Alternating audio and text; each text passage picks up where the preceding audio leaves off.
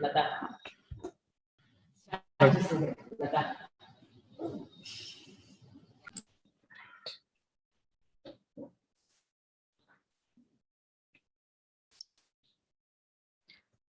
Today's resource person, Ramakrishna Ramadurgam, members of the management, members of teaching staff, and my dear participants. A very good morning to you all. Hope you are all fine and safe. I am S. Latarani, head of the computer science department. It gives me pleasure to welcome you all for one-day faculty development program on Microsoft Azure Fundamentals, organized by Computer Science Department, St. Joseph Degree College, Kurnool. Without any delay, we start our program with prayer song.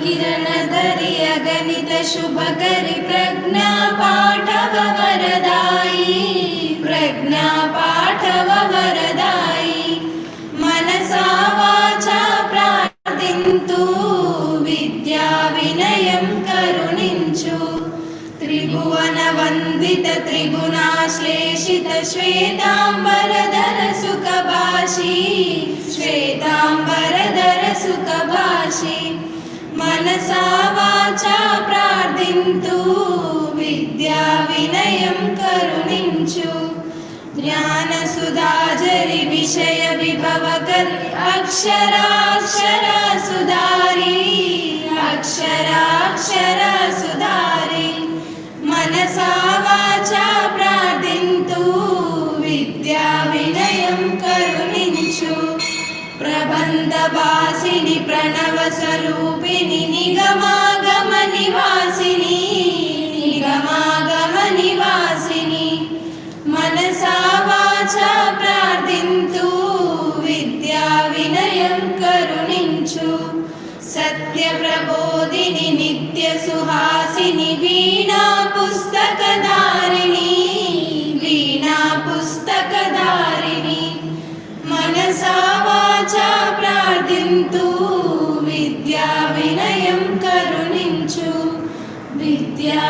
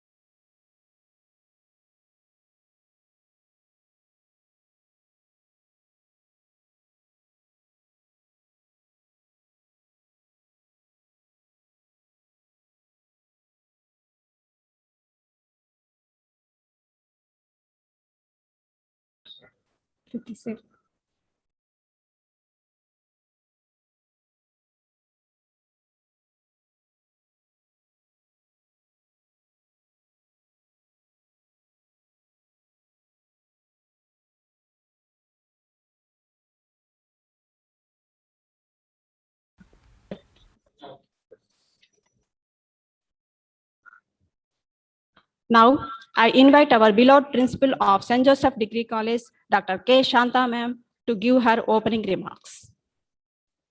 Thank you, Lata.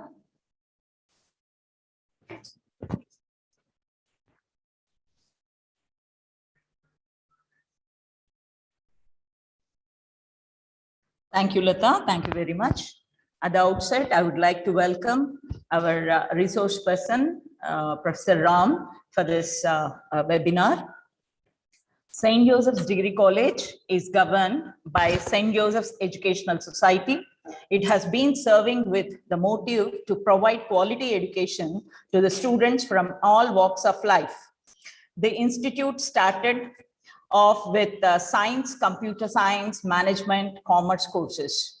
Currently, the college offers 11 courses in 3 undergraduate programs. The college is self-financed and affiliated to Rayalaseema University, Kurnool. Presently, about 3,500 students are studying in the college, out of which girls are more than 50%. The college has experienced and well-qualified faculty team who always strive to give their best to impart quality education to the students.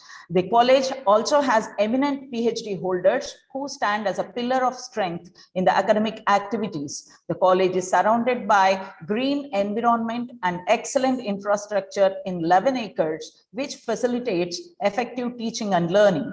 The college believes in creating the future citizens of this country and thus emphasizes on values and ethics. Every day, the college begins with a prayer followed by a student giving out a reading in the assembly.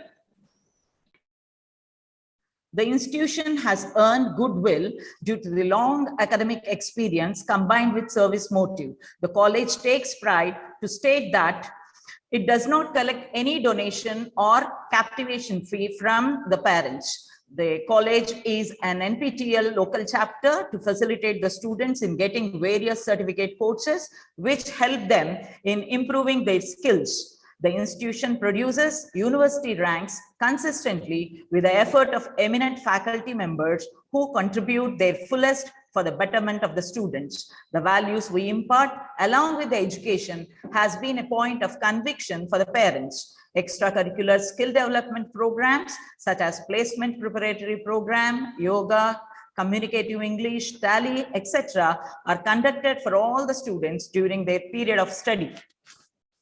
The students' activities are supported by various cells and clubs such as NCC, NSS, YRC, English Club, Cultural and Literary Club, Entrepreneur Development Cell, Women Empowerment Cell, Oratory Club, etc. The college has an eco-friendly green environment which creates good atmosphere to work and learn. The institution has an excellent play field to encourage the sports skills. The college has spacious classrooms with ample ventilation, well-equipped science laboratories, computer laboratories with high-speed 100 Mbps internet facility, 2 seminar halls with ICT facility. The college, over the years, has constantly registered growth in all aspects. The college aspires to grow further to serve many students by starting more courses in future. I would like to once again invite all the participants who have joined here to this webinar and wish all the best and hope you all will have something to take away from this seminar. Good day and over to you, Lata. Thank you. Now, I invite our beloved Vice Principal of St. Joseph Degree College, Dr. C.V. Satyanarayana, to deliver his keynote address. A very good morning to you all. First of all, let me congratulate the Department of Computer Science for organizing such a beautiful one-day FDP. Though the time is not sufficient to understand what Azure is, but still it's a great initiative. And really, we thank Ram Garu, man behind this FDP, who has a very vast experience in IT field, almost 20 plus years of experience. And thanks to Satish Nevarti Garu, who already is a part of our St. Joseph family. He was the first person who has taken a small FDP on cloud computing, who gave us a small insights of what actually cloud computing is, what are the advantages and why it is. And now we are going to the next step through Ram Garu, learning the practicality involved, or let me say the technology involved in this cloud computing and why it is called actually cloud and all. And the name Azure is really beautiful, selected by Microsoft. If you can just Google, you'll find the meaning of Azure. Really, even I felt, in sense, a very relevant name for cloud computing. Okay, that you can find it on your own. And now coming to this, my faculty members, the family of computer science department, who are from our Kurnool district, Andhra Pradesh, and even pan-India, even a pan-India. So I welcome all for this FDP and hope this will be very informative, and maybe in future we can take it to the next level with the help of Ram Garu and Satish Garu. Once again, I thank Ram Garu and Satish Garu for being a part of St. Joseph family. And once again, congratulate Department of Computer Science for taking a good initiative of planning such a beautiful FDP. Thank you. Thank you very much. Thank you, Venkat sir. Now it's time to talk about why the topic Microsoft Azure Fundamentals had been chosen for today's FDP. In this FDP, cloud computing concepts and core Azure services are covered. This topic has been chosen as Azure is the trending Microsoft's operating system for cloud computing. Azure is announced at Microsoft's Professional Developers Conference in October 2008 and formally released in February 2010 as Windows Azure before being renamed to Microsoft Azure on March 2014. Azure allows to build, deploy, and manage apps more quickly and easily without having to buy and maintain the underlying infrastructure. Azure is a backup and disaster recovery tool because of its flexibility, advanced site recovery, and built-in integration. Azure is a cloud computing service created by Microsoft for building, testing, deploying, and managing applications and services through Microsoft managed data centers. Not only this, Azure, like other cloud platforms, relies on a technology known as virtualization. Now, it's over to Armli ma'am to introduce resource person of today's FDP. Thank you, Lata madam.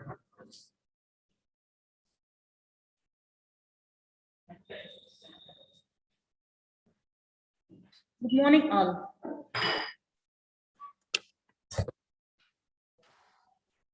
This is Armili, lecturer in computer science, St. Joseph Degree College, Karnal.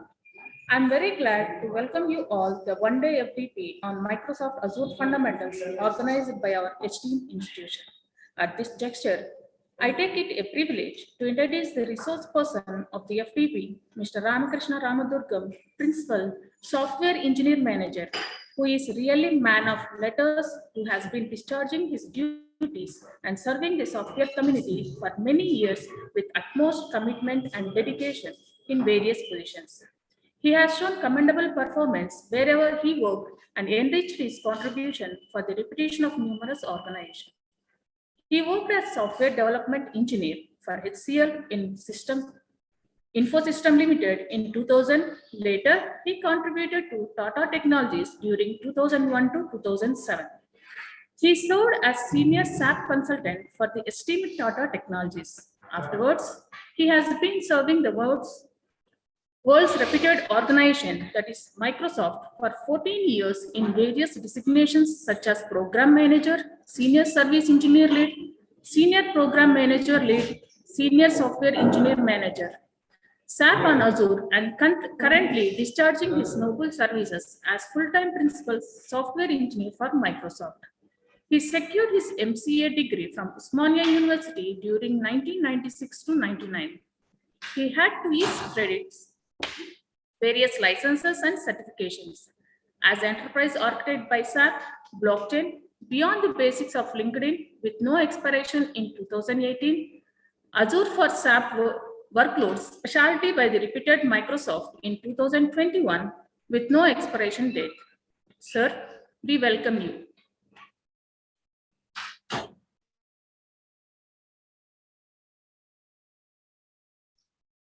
Thank you, ma'am. Really appreciate the introduction. I mean, it's not required, but yeah, I really appreciate you taking time to read about me. Feels good about it. Hope you're able to listen to me. Yes, sir. We could start the session. Okay. So let me share my screen in a bit. Let me know when you're able to see my screen.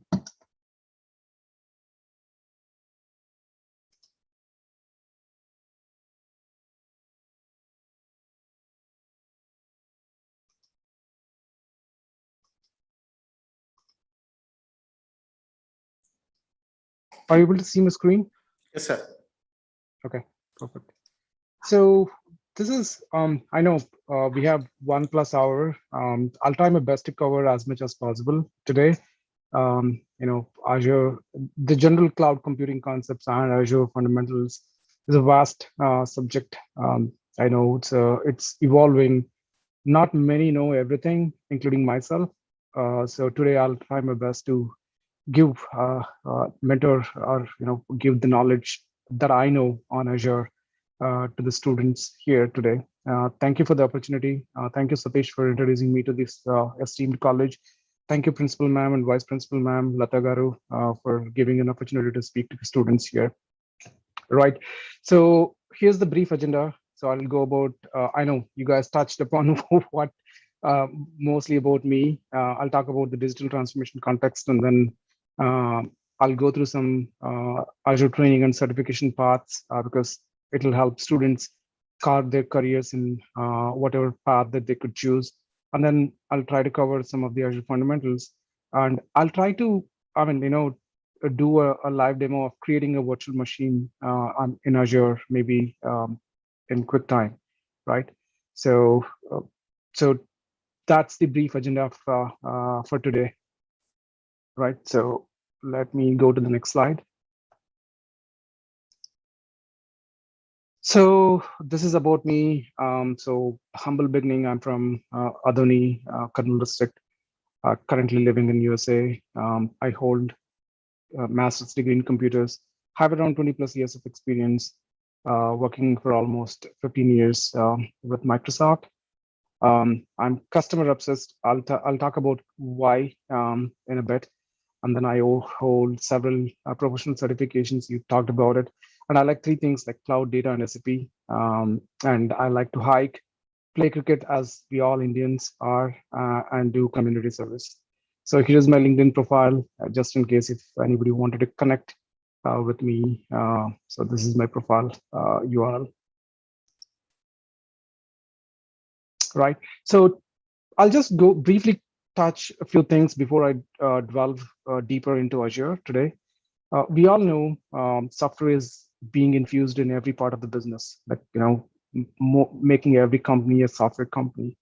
I think without a software, I don't know, can we imagine a company running successfully, like, in a competition, like how Amazon, how Google, Microsoft running their, the business models through the technology, cloud technologies that are evolving. So we can't expect a company without a software, right? Also, I'll touch about the digital transformation that most of the companies that are going through now with the pandemic, post-pandemic, how companies are adapting cloud much faster than how it used to be before the pandemic. So let's go on to the next slide, where the digital, everything what we do today revolves around the digital feedback loop. There are 4 pillars that how we do, like customer, employees, products, and operations. Each one of them play a critical role in providing key inputs on how you shape or make your products, right? So when you don't get the feedback loops from these 4 pillars, then you're creating a software or a service or a product with no customer adapting to that. So digital feedback loop really helps get this inputs, and then imagine the days without a cloud technologies like Azure in this case. How can we scale? We're talking about millions of billions of rows of data to understand, analyze, and make an intelligent decisions, right? So many of the companies today, like Facebook or Amazon, how are they making it so successfully? Because they understand the customer, right? If you buy a product in Amazon, you already know. Company know that what on a specific location on a specific city, how many customers buying a specific product. So then they would advertise a market that product that reaches to that segmentation. So that way they make the online retail business more successful. I think many of the companies in India are started doing it. without a cloud and scale that brings in, it's not that simple or easy to achieve, right? So Microsoft offers that partnership and guidance through every step of this process, so companies can be successful. Just an example of how this digital feedback loop helped Tesla. Tesla drives, we all know, it's an important. I mean, they actually make the smart cars, like the battery cars, right? So we all know that. So it captures important driving information from its cars, we call telemetry, rich telemetry gets from the cars itself when a driver drives the car, and then understands what the pain points, customer pain points are, and make the product and innovate the product with that data points that they get it from, right? So it's important that they engage with the customer and transform the product based on the feedback loop that they get. If you ignore customers, I mean, we have seen several companies go south. I don't want to name the companies. I mean, we all know how one time the mobile industry thriving without smartphone, and then once Apple took over, right, how things shaped up, right? So it's all about understanding customers' need and then engaging with them, understand the pain points, and then transform the products to make it better.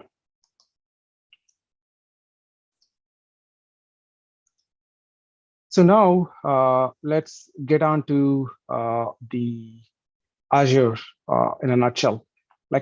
This slide is really helpful for the students, who wants to choose what path. There are multiple paths in Azure certifications. The first one, I always tell my team and then the people that I talk to, you need to have the fundamentals strong, right? So the Azure Fundamentals gives you that edge of knowing what Azure has to offer, and then you can move to the next level, like associate and expert. And Azure also have different roles, you can choose to be in apps and infra, and then data and AI. And each one of them offers different certifications. For associate, you could choose the administrator, developer, and security engineer. For data and AI, you could be the data scientist, Azure AI engineer, or Azure data engineer. Once you move to the next level, you could be an expert in Azure DevOps engineer, and then on top of that, Azure Solutions Architect. So if you look at the Solutions Architect is more of a breadth than the depth. Associate and experts are more of a depth than the breadth. But whatever you choose, whichever path you choose, the key thing is you understand the Azure, the fundamentals. That's the key.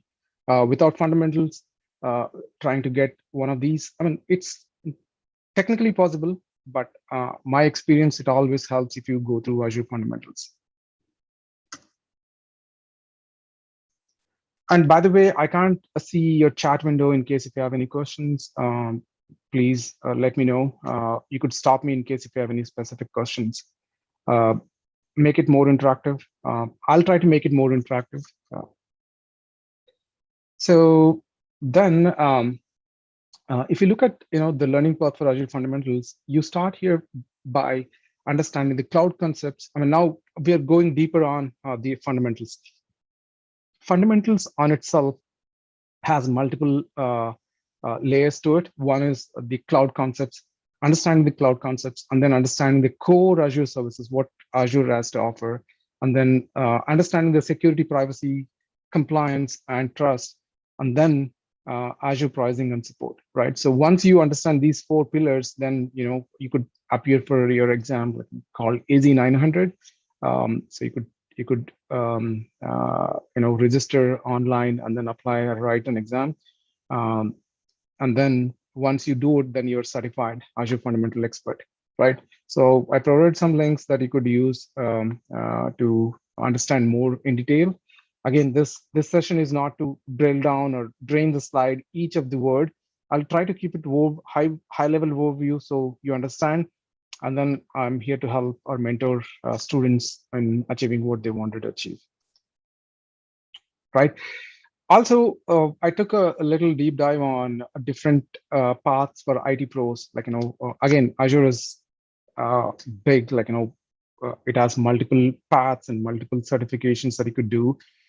You could always, as I said, master the basics by understanding the Azure fundamentals, and then grow in the role, right? So for IT pros, you could start like an Azure administrator associate, and then do experts like DevOps engineer or Azure Stack Hub operator. I don't want to drain the slide here. Like, these are the training journeys for the IT pros, right? So that's the path. And then if you want to start the journey as a developer, right? So again, master the basics. Either you could choose the data solutions or AI solutions. Based on what path you choose, you could grow in one of those, like the IoT and edge, or the data scientist or data engineer specific path. This is more specific to the data and AI pros. Again, master the basics and then get into specifics of data and AI parts of it. In a nutshell, there are multiple certifications you could go through, but I would highly recommend that you crack the fundamentals on each of those areas, like whatever path that you wanted to choose. For Azure fundamentals, for pros and developers, data and AI fundamentals for data and AI engineers. And these are the certification IDs. These could change because technology is evolving every day. Like, and if I don't visit Azure for say a day, I would see multiple services that are, because we are talking about cloud. We are agile. We are developing services, creating services at a rapid pace that every day the portal goes through some changes, right? So same thing applies here. Some of these exams might change based on, maybe, I don't know if this 300 and 301 is available today, just saying, right? So that's what it is. So let's get on to what AZ900, which is Azure Fundamental Blueprint. I mean, what are they? What Microsoft, touches what parts of it? The skills measured part of this course is the understanding the cloud concepts, the describing the benefits and why cloud services, and then what is the different deployment models, and then what is PaaS, IaaS, and SaaS, and then describing what is the difference between the public, private, and hybrid cloud. That I think Satish might have touched, but I'll briefly touch upon it again. And then the next thing they would assess is on the Azure Core, understanding the Azure Core services. Then you would go a little deeper on different architectural components of Azure. Then also we'll talk about the services that are available on Azure, and then what kind of solutions available on Azure, and then the tools that are available on Azure, right? So that's specific to it. I mean, I highly doubt if I would be able to complete all the 4 skills that are measured here, but I'll share the content and the resources with Lata Garu, so you guys can check further. But always, as I said, you could reach out to me in case if you have any specific questions around it, right? And then understanding security, privacy, compliance. This is one of the key aspects of how cloud is built. I think many of the sessions that I took with the students, I think one of the key questions that they have is is cloud secure, right? Obviously, it is secure, but at the same time, we build on zero trust, meaning don't trust anybody, especially when it comes to cloud, right? So it's not about you're testing it if it is secure or not. It's all about think that it is not secure and then test it, right? So that's the change in the strategy and how we do it, right? So it's important topic of Azure. And then understand pricing model and support. I may not be able to cover this much deeper. It's more self-explanatory. Azure comes with some associated SLAs, meaning service level agreements. If I spin up something on Azure, what is my level? What is availability? 3 nines or 4 nines of availability, meaning your downtime goes down as you go higher on a SLA. Also, you pay higher price for higher availability, right? Stuff like that, right? So let's understand the cloud concepts, right? So the learning objectives here is describe and understand cloud services and their benefits. Key terms you would encounter when working with the cloud services. It's very important that you understand all the taxonomy or terminology that people use in the cloud industry. Understand public-private hybrid cloud models. Understand the infrastructure as a service, platform as a service, software as a service, right? So basically, what is cloud computing, right? So this is, I'll just go through this. So what is cloud computing, right? So this is the definition from NIST. It's an on-demand, self-service, ubiquitous network access, location, independent resource pooling, rapid elasticity measured services. What does it mean? Like, each one of them brings certain element to it, right? On-demand self-service, right? A consumer can provision a computing capabilities like a server or a virtual machine or a network or a storage as needed, as fast as possible, right? So that's on-demand self-service. And then broad network access, right? The capabilities are, broad network capabilities are available over the network and accessed through standard mechanisms like you can connect to cloud through your on-premise or even through your phone or a laptop, right? That's the benefit of using a cloud. And resource pooling, right? What is resource pooling?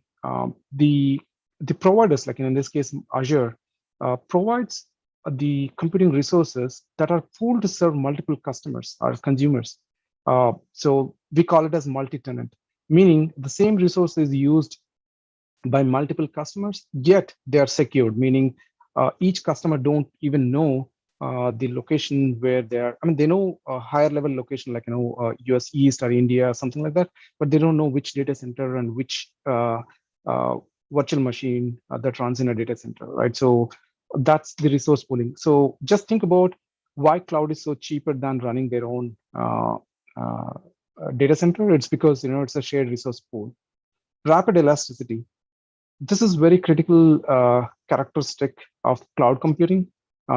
This will enable our customers either scale horizontally or scale up. Meaning, if I take an example, right, during the Diwali or any festive seasons, there are sales. The events that occur where multiple customers log into Amazon's website or maybe the retail websites in India, right? How could companies like Amazon scale when there are much traffic trying to buy something, right? So they horizontally scale or vertically scale the compute resources, right, to accommodate the traffic, the network. To reduce the network latencies.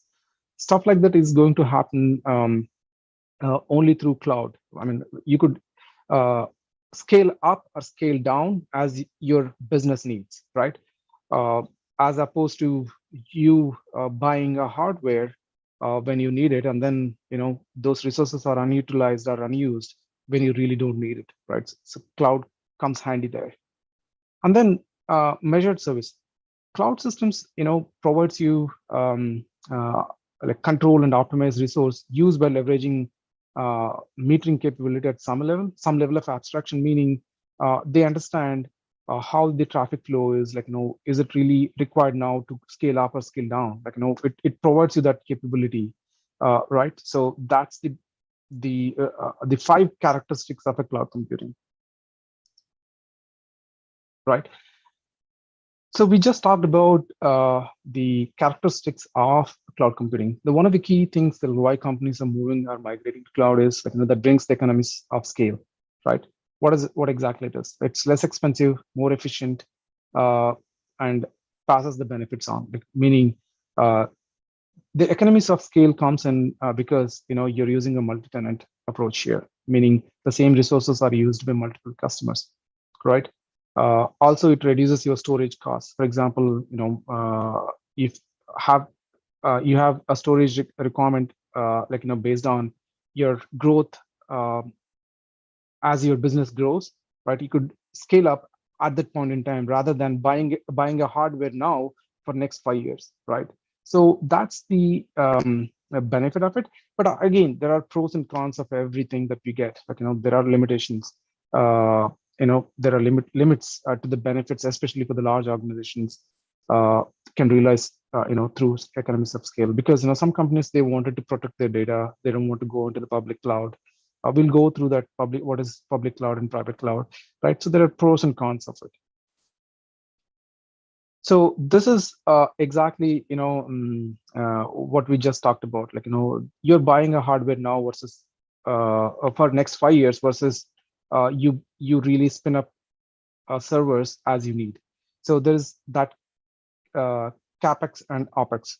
So Capex is the spend. I mean, you're spending money on a physical infrastructure upfront, and then you're buying it for 3 years. I mean, I know we all evolved through the technology, right? How many of us know, like, storage cost used to be, like, very expensive back in those days. Like, I still remember storing the data on the hard disk drives, like, bulky hard disk drives.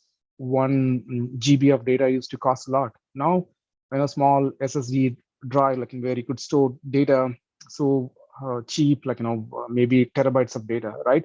So the technology evolves, and then, the hardware that you buy today is obsolete in next 1 year, because, technology is growing so fast, and companies need the fast computing process in order to be in compete with the industry.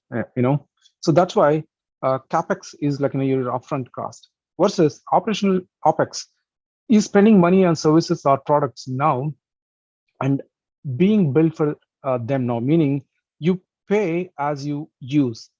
If I just say an example, a raw example, like, say, if I have to travel to any city, like, say, for example, from Kurnool to Hyderabad, right? Say I need to travel now, and I don't want to go travel with, several people. So I avoid taking a bus, right? So now I take a rental car, right? What do? You're not buying a car, right? You're just renting a car and then travel to your destination and then, leave it there. Meaning you only pay for what you use it for, right? That's the benefit of Opex. Versus Capex, like, you're buying a car, right? So you're buying a car, and then, next 2-3 years, some new car come, and then, your car value already depreciated. Meaning, because new cars do come every month or every day nowadays, right? So you invest on something today that would not have a much or a depreciated value down the line. So that's the difference between Opex and Capex. Let's now dwell more into cloud model comparison, right? So the public cloud models have different characteristics. Like, it offers multiple end users. Like, multiple end users use the public cloud, and it has a public access, meaning public clouds provide access to the public, and availability, meaning this is the most common cloud type deployment model. Connectivity, like, users and organizations are typically connected to the public cloud over the internet using the web browser. And then the skills required, like, public clouds do not require you deep technical knowledge to set up and use. So several business use the multiple public cloud service providers, like the Azure. But yeah, so it's most popular in the models that we see. The private cloud, is little expensive compared to the public cloud, and it is owned and operated by the organizations that uses the resources from that cloud. Meaning, like, you have that ownership, meaning you have to bear the cost of it. Also, you own the hardware, right? Also, it is this type of cloud is not publicly accessible, meaning private cloud does not provide access to the public, right? Also, it requires some deep technical knowledge to set up initially, manage and maintain the private cloud, right? So then move to the hybrid cloud. So this brings in the benefit of both the clouds, of private and public. Like, say many companies, they don't want to just migrate completely onto cloud. So they wanted to set it up hybrid, meaning some of the critical complex systems that they wanted to own it in their own data centers, but లేదు sir, ఈ సంబంధం కానీ amount June 4th, sir. అవి ఇప్పుడు already అక్కడ ఉన్నాడు కదా sir, తీసుకొని ఆ టైంలో జరిగినాయి. లేదు sir. Can you guys mute in case if you're not speaking? Thank you. So the hybrid cloud provides, the benefit of both the clouds, allowing you to run applications most appropriate location. Like in some of the more secured and then critical applications, they wanted to keep it in their own data centers, but yet utilize the technology and the fast-paced evolution that happens in the cloud. So it's a win-win, but there is a cost associated to run this kind of models. But this is very widely used model. And then Azure, one of the few cloud providers that provides this option. Not many cloud providers provide this option, but Microsoft do. Right. So it's not about thinking like either on-premise or cloud. It's like think like and not just or, right? So if you have a business need of running it on cloud and on data center, so use that benefit of it and then make it as an and proposition versus our proposition, because cloud provides you a virtualization. I'll briefly talk about what virtualization is all about, and then provides a data platform, and it has the DevOps and management and development tools, and last but not the least, the identity tools like Azure Active Directory. Right. So now let's move on to what infrastructure as services. Right. This is most basic category of cloud computing services. With IaaS, all you do is you rent the IT infrastructure services like the virtual machine or a storage. I don't know how many of you use OneDrive or maybe Google Drive, right? It's a storage. What you do is you pay, or some of these services are free too, right? Or maybe Office 365. So not Office 365, I think that's a wrong example, sorry. So Google Drive, like, what behind the scenes, it's a storage, right? So that's how it is. So you're just spinning up some virtual machine storage networks and operating systems from a cloud provider, and then you pay as you go basis. It's an instant computing infrastructure provisioned and managed over the internet, right? So it's as simple as that. So then the platform as a service, right? The PaaS provides you a framework that developers can build upon to develop our customized cloud-based applications, right? So PaaS lets you worry about your development activities, not worry about scaffolding your infrastructure, underlying infrastructure, right? So for example, if I wanted to host a website, right? Or develop a website, my company focuses on developing a website, but the service providers, provide you the underlying infrastructure based on your need, like your load balancing rules, or maybe your latencies or your traffic.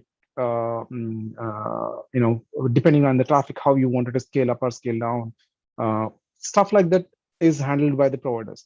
But your primary focus would be how I keep my website, up and running, like to serve my customers. So that's the platform as service,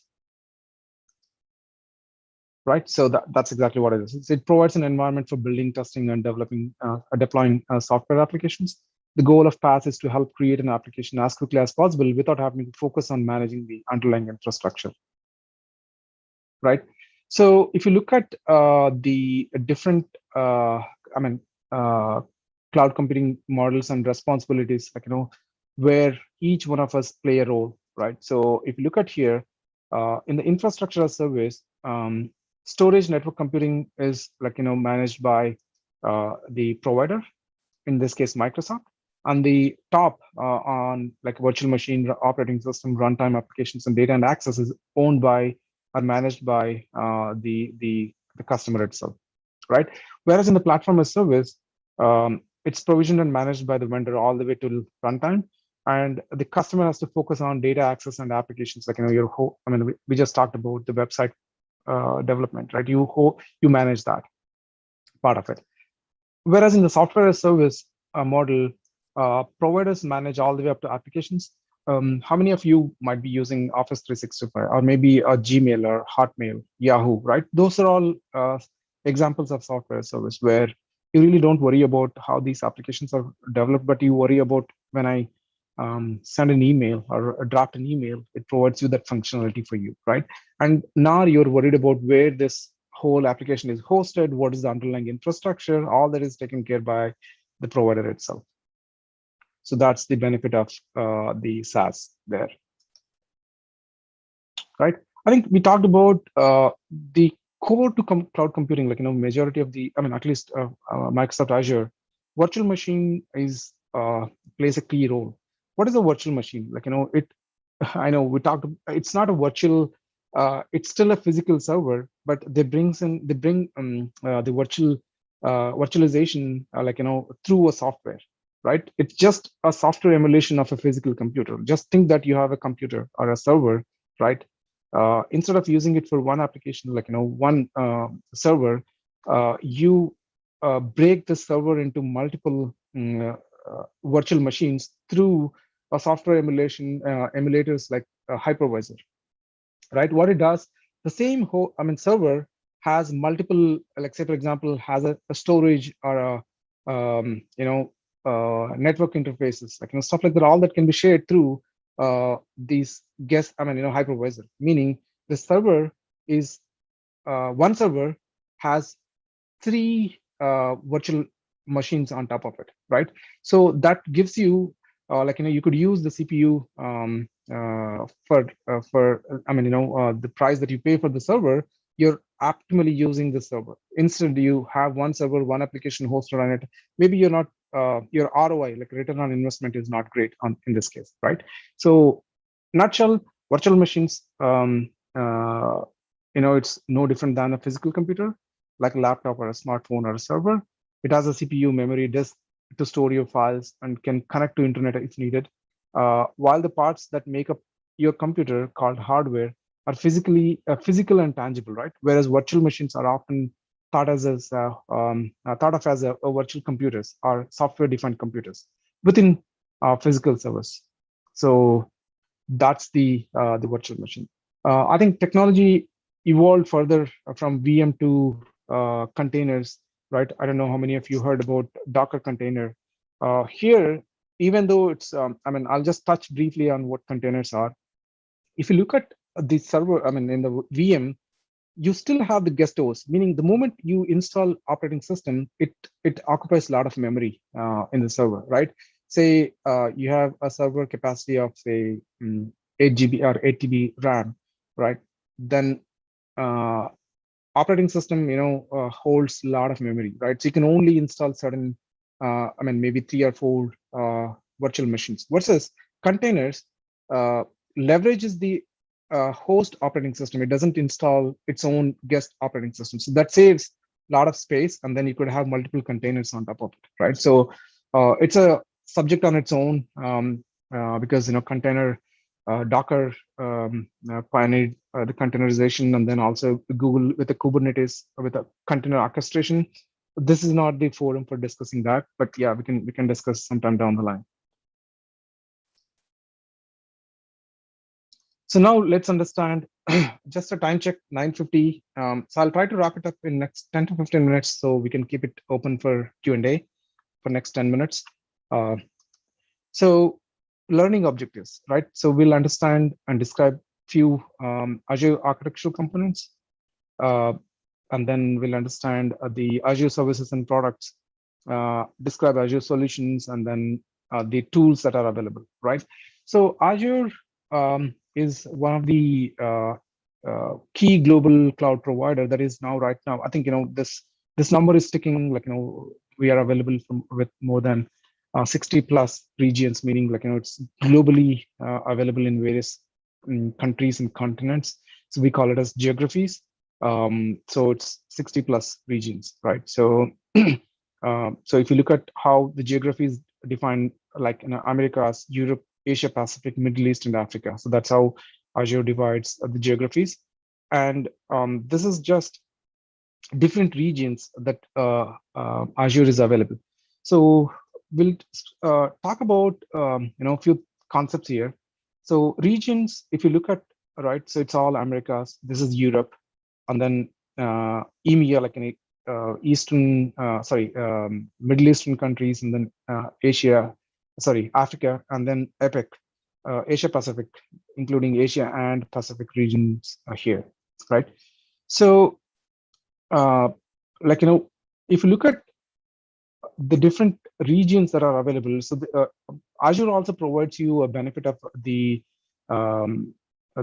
paid regions, meaning region, like for example, if I take an example, right, East US in the Azure region is paid to with, say somewhere in the central US. I'm just taking an example, maybe I'm wrong, but these two regions are paid, meaning say if you store data in, like your primary location is East US, right? Say for example, East US, something happens, like an earthquake or a major disaster occurs, right? Your data is not lost because the data is then copied over to your central US location, which is more than 300 miles apart. So that's how the regions are paid. So this would bring you more, high availability, and your BCDR, like a business contingency disaster recovery. Like when a disaster hits, right, instead of reacting when disaster occurs, you can just move over to the paid region when disaster occurs in your primary region. So that's how Azure the regional pair work. And in Azure, the regional pair consists of two regions within the same geography, right? So you can't, like for example, you can't pair East US to, say for example, somewhere in Australia. No, that is not possible, right? So, but within US, so that's how it is, right? So as I said, like region pairs provides the advantage of ensuring the business continuity and to protect against the data loss during, in case of a disaster. Yeah, so also some of the storage accounts, like if you create just the storage, like blob storage, you could create like a geo-redundant storage, meaning when you create it, create a storage account, you could choose what plan you wanted, right? So you could just say I want a GRS, meaning when I store my pictures in East US, right, automatically be copied over to Central US, right? So that's the benefit of that. And then yeah, so it brings you more availability to your service, right? Yeah, so just talked about it. Like there are special regions as well, like the government. So Azure do provide some services to the government clouds, like in North America, China, and Germany. So these are the three government clouds that are available. So these clouds are specifically for the government needs, not for the private companies or organizations outside of the government. Right. I think we touched upon the security of the data on cloud.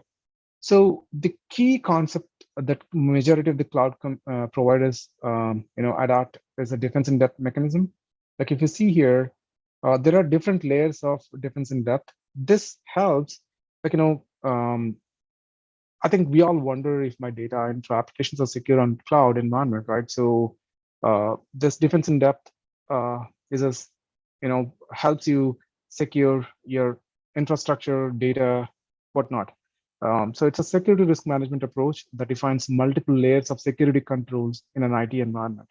So if an attack, if a security attack, if there is a security threat or attack happens, it's not, if a hacker penetrates through, say for example, physical security, then they have to penetrate through identity and access, right? So there are different layers that protects your application and data, right? So that makes it hard for to break your securities. That's why the Azure is so secure, and then it is comply to several security standards that are laid by different countries, and then comply to each region, like localizations that are available.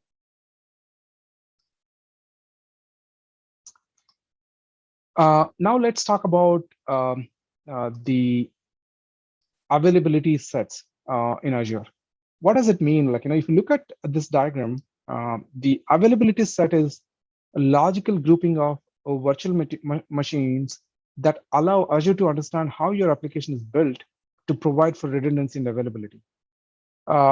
Say, for example, I host a VM, right? So when you select, a service level agreement of 99.95%, meaning I think my virtual machine, I'm hosting an application which is very critical that should not go down, at all, maybe 3 hours in a year, right? Then you choose this option where Microsoft provides, say, for example, this is a rack where your virtual machine sits, right? So there are 3 racks, right? One is by default, when you host a VM, there's a fault domain 1, fault domain 2, and fault domain 3, and 3 update domains as well. Meaning, say your virtual machine is spanned across multiple domains. If one of the rack, like each rack is independent of power supply and cooling, right? Meaning if this rack goes down completely, right, you still have your virtual machine available here, meaning your traffic can be routed to here, right? So that's the fault domain. Update domain, meaning we're talking about virtual machines, meaning you have to patch, meaning you have to upgrade your operating system, security patches, you could sequence your upgrades, you upgrade these 2 virtual machines first. So when those virtual machines go through upgrades, these goes offline, but you still have these 2 other VMs available that are online for customers to access your service, right? So you can sequence your upgrades 1, 2, and 3, right? So that way it will provide you high availability and meet the SLA of 99.95, right? And you don't have to pay extra for availability set itself, but you pay for the VMs, the more VMs. You can go for more VMs, 3 VMs, it's up to you, but this is the minimum. So for you to have high availability of 3 nines, you have to have minimum of 3 VMs when you host your service on, right? And then also Azure provides another concept called availability zones. We spoke about region, right? Each region will have multiple data centers. Like, for example, India, I think there is one in central India and one in North India, right? So when we say central India, it's not like one data center. It can be 3 or 4 different data centers combined together, making it as a one region, right?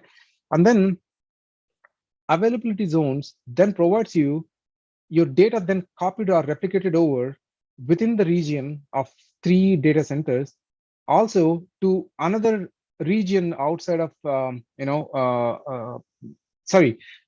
this another data center in the same region. This data center is completely separated, isolated in terms of your power or cooling, whatnot. The network, everything is separate, right? So then your data is moved across different regions, provides you more availability, right? So this helps you bring more availability. So this option is available in Azure, right? So in a nutshell, Azure availability zones allow customers to run mission critical applications with high availability and low latency replication, right? So that's the benefit of the availability zones. And there are associated SLAs with each availability zones. Like, if you have single VM, right, single instance VM, we talked about availability set. If you have 1 VM, so you have 3 nines of availability, right? And if you're with the availability set, your availability increases to 99.95. Each number increase will provide you more robust and more availability, right? That's the difference. And then this availability zone then provides you 4 nines availability. That's crazy number, actually. I will show you when you could Google or Bing each of these numbers, you would see the downtime in minutes in a year. I think this would be maybe sub minutes, like maybe 40 minutes downtime for the entire year, something like that, right? So that's really crazy to achieve. And then there is a concept called resource group in Azure. I'll go through the hierarchy, but here just think about, like, a resource group is a container that allows you to aggregate and manage all the resources required by your application in a single manageable unit. Like, for example, if I'm hosting a website, right? So I create a resource group, a website name like, a RAM website, something like that, right? So what do I need? Maybe I need a virtual machine. I need a storage account. Maybe I need, what else? The app service. And then all of these go and sit in one resource group, right? So that way it just becomes a container. It's a logical container. It's not a physical container, but actual resources within that resource group are actual, the tangible things, right? So every resource that is created in Azure must exist in one and only one resource group.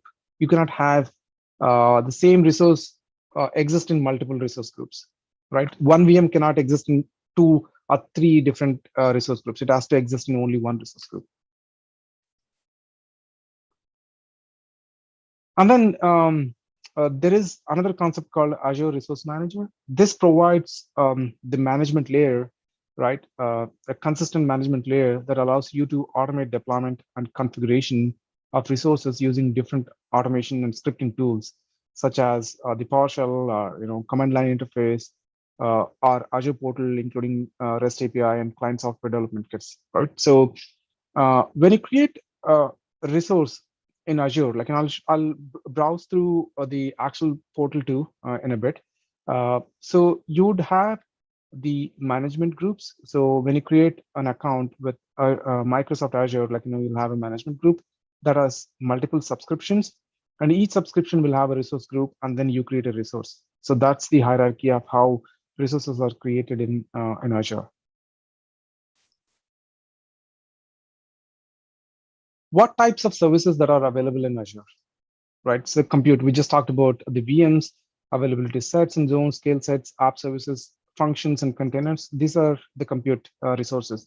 And you could create networking services too, right? Like virtual networks called VNets, load balancers, application gateways, VPN gateways, CDN content delivery network, and express routes, right? So then the databases, like, Cosmos. I mean, you name the database, it is available in Azure. Like, it could be anything. Like, it's just a name few: Cosmos DB, Azure SQL, Azure Database. When you could host Oracle database to DB2 database to, you could host any database. And then big data and analytics.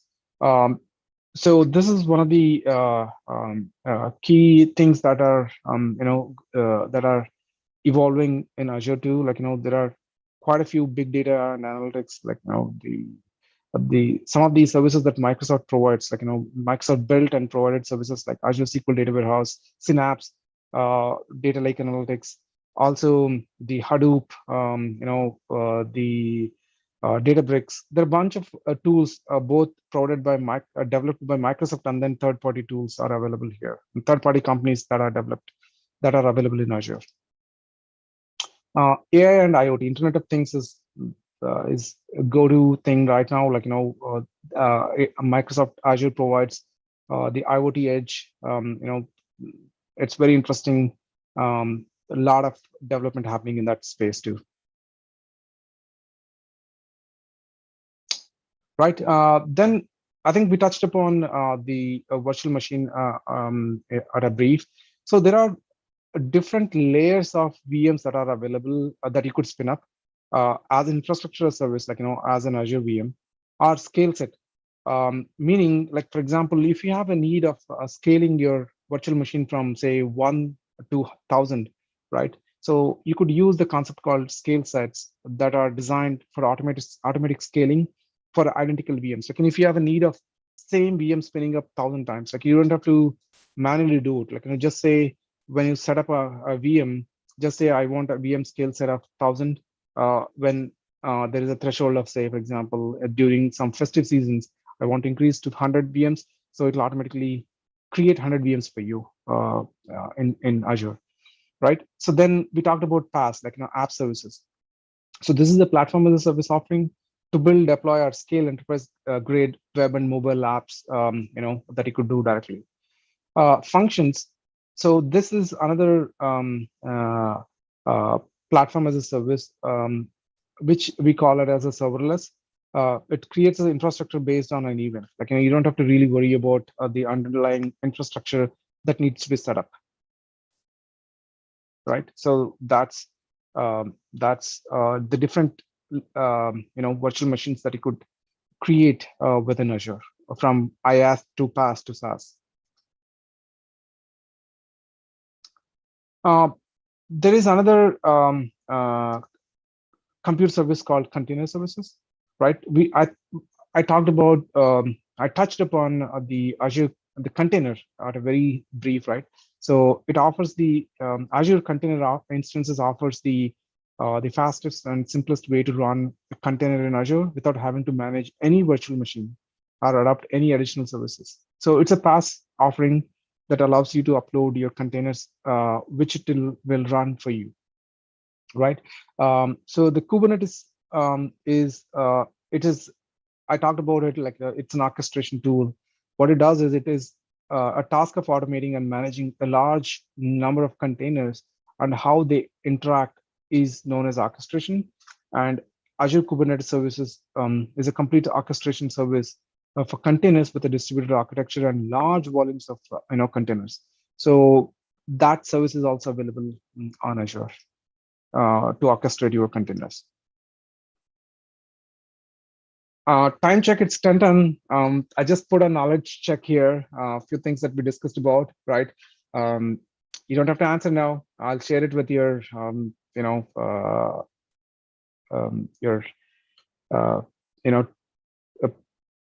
lecturers, and then, they could go through this, but just a small knowledge check here. And then I provided some links that could provide you more resources. Right. So one of the good things about Azure is there is a rich documentation made available by Microsoft itself. Like, the simple URL would be docs.microsoft.com, and then you would find tons of documentation on every topic I just talked about it. Right. So you don't have to worry about the information I provided. Maybe if it is for the first time you're listening to it, could sound like more overwhelming, but don't worry about it. We all started, from ground zero. So as you go through the content and then understand, the key thing is you need to ensure that you practice, you understand the concepts, you set up an account which is free. Microsoft provides you a 12-month free account, with some credits to your account, and then you could play around how to set up a VM, stuff like that. You could do it on yourself. I'll try to show a quick overview of how you can create a VM in a bit, but that concludes the presentation part of it. The basic, how digital transformation enabling, so the cloud enabling the digital transformation, the basic cloud concepts, and then what Azure is, right? I know I didn't cover everything here, given the time. I couldn't do a justice to do everything or cover everything, but I could always be available for you to answer any questions that you may have. So with that, let me see if I can. I'll try my best to spin up a VM. Quick way of so let's see. It's a demo. I'm trying to do it. I don't know if I'll be successful, but I'll try my best. Okay. So let me activate Sandbox here.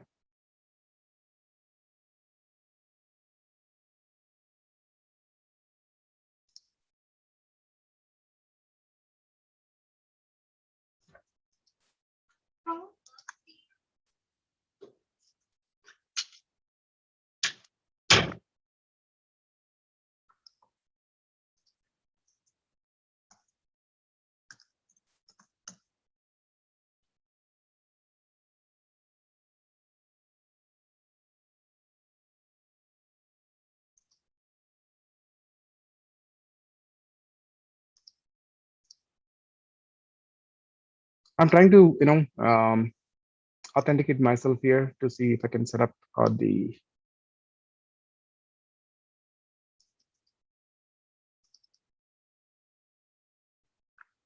prepare the sandbox, and then we go from there.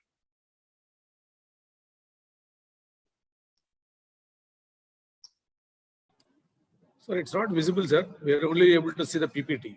Yeah, I know. I'm trying to do it in a different screen. Sorry about that. Okay. But yeah. Okay.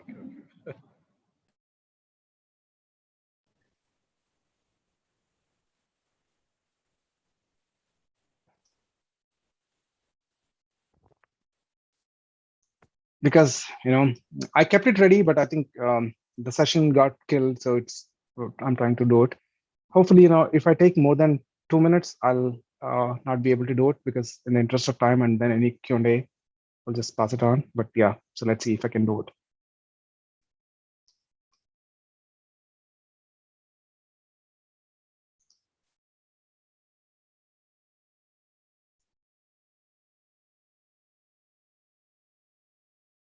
Okay. All right.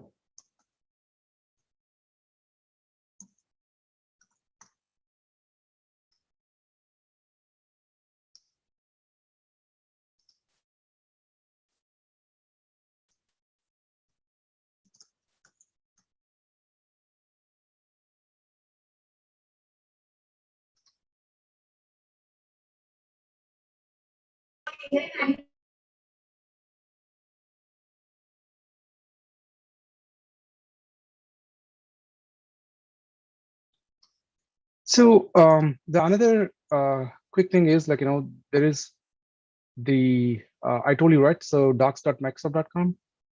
So there is a learn. I don't know if I'm able to access this through my credentials with Microsoft. You just give a try, set up an account, see if you were able to. There are a bunch of courses available. How you can, starting from setting up an Azure, understanding the cloud concepts, to all the way to the complex concepts like AI and data, right? So here, I'm just following some of the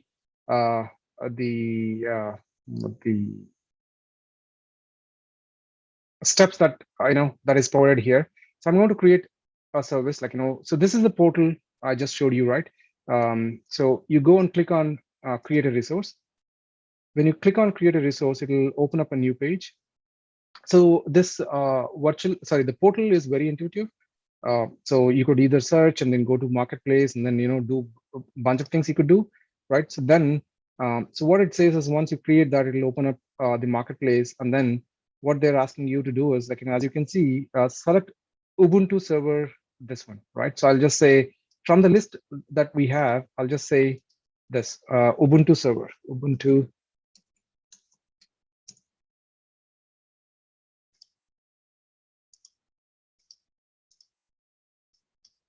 So it's as simple as that. Let me see, and then find, yeah, so this is right, Ubuntu server. Let's see if I can get that. Right, and then click on create. And then when you click on create, right, it'll show the basic overview page on how you can set up a VM. And then you have to choose certain things like, the subscription. I talked about the hierarchy, right? The subscription, your resource group, and then the actual resource.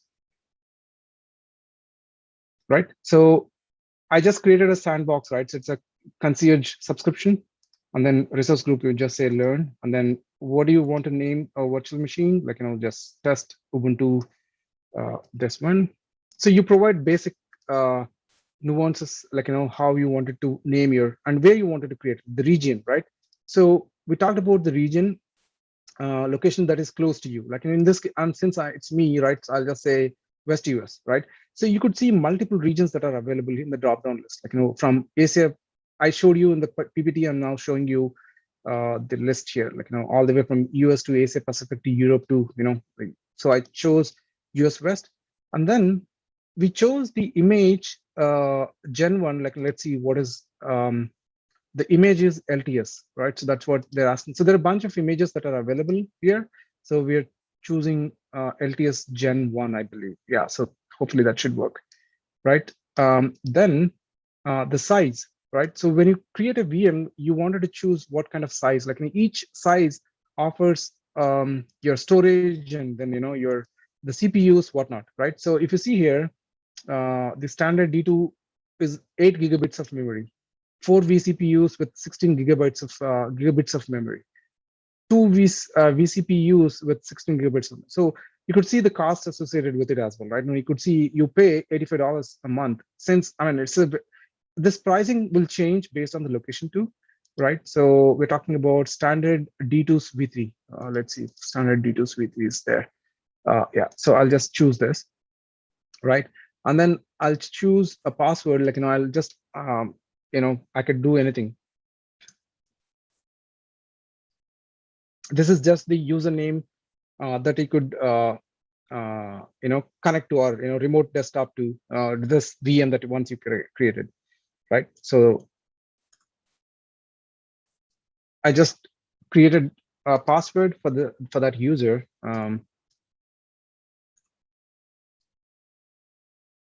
And then I don't want to open this port for public. Like this is one of the difference in depth that we discussed about, right? I don't want to open this VM to public. It's a private VM that I created for myself.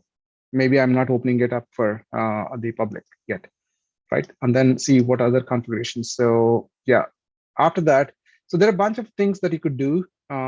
So like the disks, networking, management, like a bunch of things, and then you go and say review and create. Once you click on this button, it'll create a virtual machine for you, right? So see, I'm not an infrastructure guy. I'm able to do it just with a few clicks of a button and then providing the information, right? By choosing the right size, what I wanted, right? So you could click on these links that provides you the documentation, like what types of VMs are available with what size and size. I mean, it would be mind-boggling numbers that you would see. Like if you go to the D series, we're talking about the terabytes of storage and then terabytes of RAMs, right? The scale is so high. That's not that simple to spin up in your own data center, right? So that's the nutshell of what I wanted to show. So with that, I'm done. I'll stop sharing and I'll open up this session for any Q&A.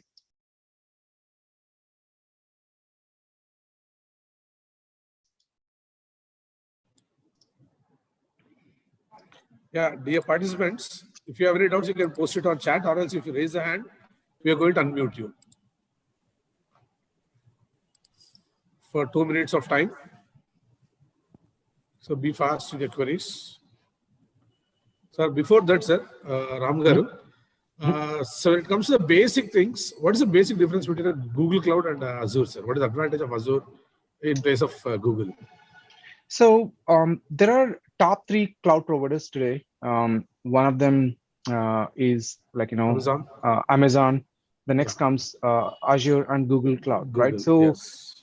so the concepts I just explained remain same as far as the cloud concepts are concerned, but how they do it, like the how part is different. Like maybe here we call it as VNet, like virtual network. VM is a VM, right? It doesn't change.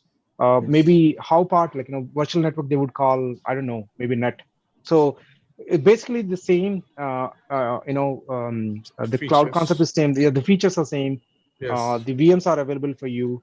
Maybe advantages could be like with Azure, you have more regions compared to Google Cloud, Yes, right? yes. I was able to see that, yes. Yeah. So things of that, there is subtle differences like that, but otherwise, those are all cloud providing, companies. Amazon, Google, IBM, Oracle. There are a bunch of cloud providers available today in the market.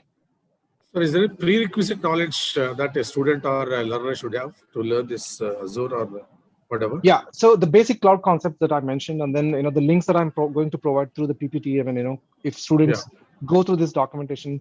So the tons of documentation, you'll be overwhelmed with the information that you see.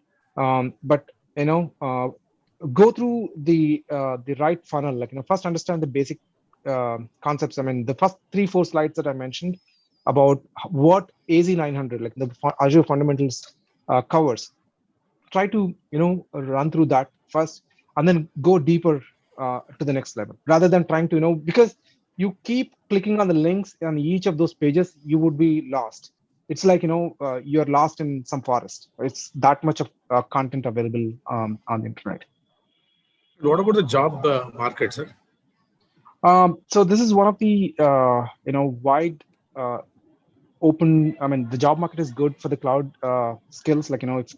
I think most of the students are in the right path with choosing the computers as their career path, right? Yes. Understanding the cloud and then getting to deep dive on some of the Azure nuances, like, maybe Azure Administrator or data or AI. There are a bunch of opportunities, and then one of the key things is like, you getting certified puts you a stamp, like, and Microsoft certified you that you know some things, right? So that will be a good stepping stone for you to get a job. There are, many jobs, available in the market, especially with the cloud understanding. So for AZ900, I provided the links. So Yes. you can go to learn.microsoft.com and type in AZ900. I'll provide you the links. Part of the PPT, you would find all those links, and then you would get to that. Fine, we'll check it out, sir. Any other thing, participants? There's no hand raises.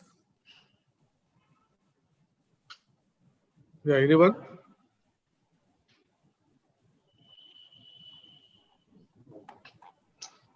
So being for the first time that people are listening, I think they don't have doubts. No, I get it. As I said, it's a little overwhelming. I'm not yeah. Sir. Hello, sir. Easy to get AZ900 certifications in India, sir? Is it easy to get in India? I didn't understand the question. You mean is there is there any institutes provided to get this certification, sir? I think so. At least in US, I can take it online, but with the proper, they validate all your computers and then they shut down all other things and then you do it. Maybe some centers available in India too. I don't know if it is available in Kurnool or not, but yeah, I could do some research and then let you know. I don't know much about India. It's been, it's been a while that I'm not in India, so yes, I don't sir. know. Yeah. Okay, sir. Okay, sir. Thank you, sir.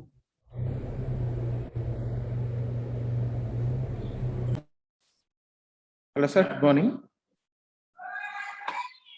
Yep. Go ahead. Sir, I have a doubt. I'm following Salesforce, but what's the difference between Azure and Salesforce? Is there any? Good question. Yeah. So Salesforce is a software as a service. Like, it comes with a CRM. So Salesforce is a CRM, customer relationship management, right? So they provide you a software as a service, as a service to the customer. Versus Azure has multiple flavors of it. Like, it's not just SaaS. It has IaaS and then PaaS and SaaS too, right? So that's the difference. Yes, sir. Thank you.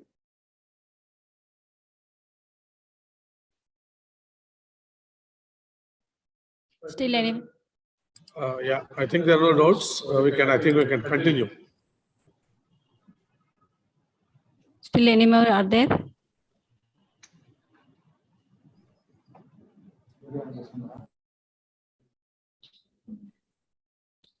Now I invite our colleague Sivakumar for vote of thanks.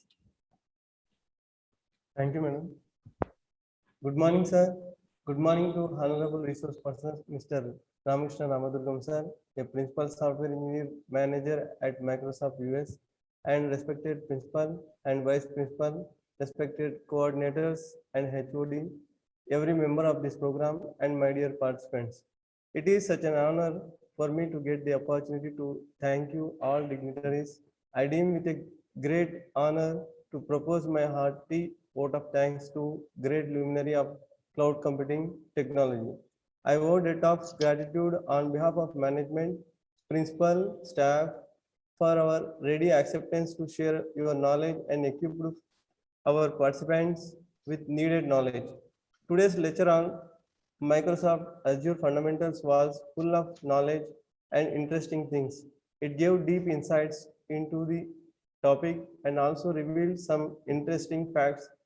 The points where Ramakrishna sir has discussed us about the software and path for Microsoft Azure certificates and AZ900 Azure Fundamentals, and also about how to start cloud technology career from master basics to experience level, and also about Azure services, security, privacy and products, and also about public, private, multiple hybrid clouds, and other services like infrastructure as a service, platform as a service, software as a service, and about virtual machine on Azure, and also about the regions and geography of the Azure, and a small practice about the virtual machine. Was really informative. Thank you, sir. I am very pretty sure the precious knowledge that Ramakrishna sir has given us will definitely help us in our studies and future. Really every participants of this faculty development program will be benefited by your educative and informative sessions, sir. So they are sure remember you both cherish your ideas in the days to come. Thank you, sir. I convey my heartful thanks to our senior principal, Vice Shauri Reddy ma'am, Principal Dr. K. Shanta ma'am, and Vice Principal Dr. C.V. Satyanarayana sir for permitting to organize such wonderful one-day faculty development program on Microsoft Azure Fundamentals. I extend my thanks to Lata Rani ma'am, HOD of Computer Science Department, for organizing this one-day faculty development program and providing her great support in each and every step to make it successful. Last but not least, I thank all the participants for their vital role in making this faculty development run smoothly and complete on a grand success note. Thank you very much. Thank you, sir. Thank you. And participant can fill the feedback using the following link. So we'll provide this link in the chat box. Thank you. Sir. Thank you.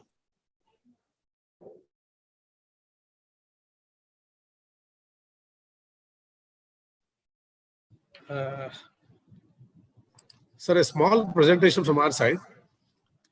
Sir, is there any possibility of having any practical session for only the faculty members of the college on Azure when you are free, whenever you are free? Yeah, definitely. I can do it. So maybe, it needs to be done a little later because I'm a little occupied with other things this month. Not a problem. Not a problem. It's not in maybe next couple of weeks, sir. Maybe a month or so. When you are free, we can just, we'll be learning under your guidance. Absolutely. My pleasure. Great. And Thank you, it's an honor. Yeah, it's an honor to do it. Yeah. Great, sir. Thank you, sir. Thank you. Thank you, Ram. Thank you, Ram. Thank you. Thank you. And Satish also. And Satish also. Yeah. Satish garu. Satish garu. Okay. Hi, sir. Satish sir. Hi. He's mute. No problem. Okay, we'll conclude. Good. Yeah.